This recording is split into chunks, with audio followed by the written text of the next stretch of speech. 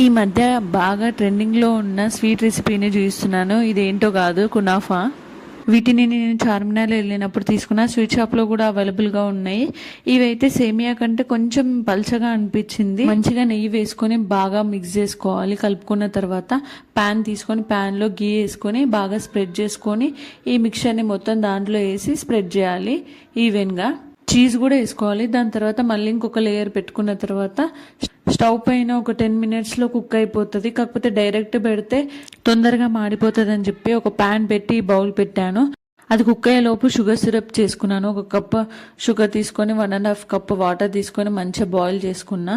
ఈ రెసిపీ అయితే చాలా టేస్టీగా వచ్చింది. కిడ్స్ అయితే చాలా ఎంజాయ్ చేశారు. క్రిస్పీగా ఉంది కదా. ఇప్పుడు ఇంకొక ప్యాన్ పైకి షిఫ్ట్ చేసుకోవాలి. ఇది కొంచెం పెద్ద టాస్కే. తర్వాత కుక్ అయిన తర్వాత షుగర్ సిరప్ వేసుకొని మంచిగా హాట్గా సర్వ్ చేసుకోవడమే. ఈ వీడియో కనుక నచ్చితే లైక్ చేయండి, షేర్ చేయండి, సబ్స్క్రైబ్ చేసుకోండి.